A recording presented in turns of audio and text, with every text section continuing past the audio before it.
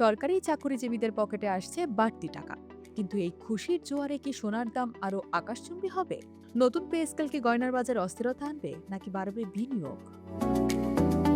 দীর্ঘ প্রতীক্ষার অবসান হতে চলেছে। সরকারি চাকরিজীবীদের জন্য আসছে নতুন পে স্কেল।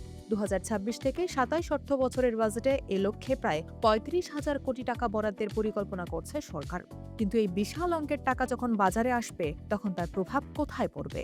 অর্থনীতিবিদরা বলছেন, এর একটি বড় প্রভাব দেখা যাবে গয়নার বাজারে।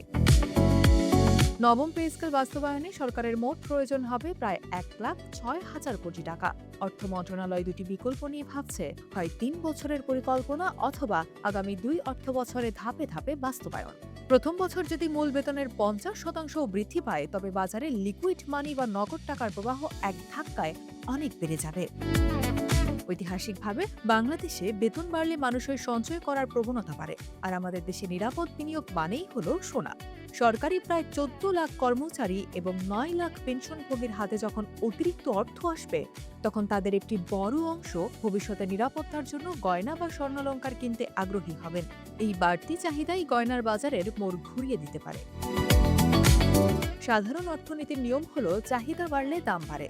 বর্তমানে বিশ্ববাজারে সোনার দাম এমনিতেই চড়া। তার উপর দেশের অভ্যন্তরীণ বাজারে যদি হঠাৎ করে বিপুল সংখ্যক ক্রেতা বেড়ে যায়, তবে গয়নার দাম সাধারণ মানুষের নাগালের বাইরে চলে যাওয়ার সংকেত তৈরি হতে পারে।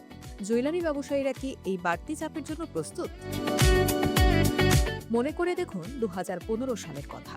সেবারও ২ ধাপে বেতন বাড়ানো হয়েছিল। সে সময় বাজারে ভোগটাই বেড়েছিল উল্লেখযোগ্য হারে। সে সময়ও গয়না এবং ইলেকট্রনিক্স পণ্যের বাজারে এক ধরনের কৃত্রিম অস্থিরতা দেখা দিয়েছিল। এবার বাজেটের আকার এবং বেতন বৃদ্ধির হার আরও বড়, তাই প্রভাবটাও হবে আরও গভীর। তবে শুধু দেশের বেতন বৃদ্ধিই সব নয়। মধ্যপ্রাচ্য সংকট এবং জ্বালানি তেলের দাম বৃদ্ধির কারণে বিশ্ব অর্থনীতি অস্থির। সরকার এই কারণেই পে স্কেল বাস্তবায়নে কিছুটা ধীরগতি অবলম্বন করছে।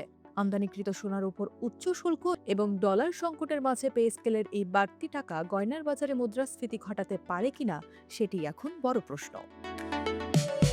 আপনি যদি একজন সাধারণ ক্রেতা হন, তবে বাজার পর্যবেক্ষণ করা জরুরি। পে স্কেল পুরোপুরি কার্যকর হওয়ার আগেই অনেকে বিনিয়োগের উদ্দেশ্যে সোনা কিনে রাখতে পারেন। অন্যদিকে জুয়েলারি ব্যবসায়ীদের জন্য এটি বড় সুযোগ হলেও, কাঁচামাল আমদানিতে সরকারের নীতির সহায়তা না পেলে তারা এই বাড়তি চাহিদা সামলাতে হিমশিম খাবেন। নতুন পে স্কেল মানেই কেবল সরকারি কর্মকর্তাদের সুবিধা নয়, এটি পুরো অর্থনীতির চাকা সচল করার একটি মাধ্যম। তবে গয়নার বাজার বা নিত্যপণ্যের বাজার যেন সাধারণ মানুষের জন্য অসহনীয় না হয়ে ওঠে, সেদিকেই সরকারের কঠোর নজরদারি প্রয়োজন।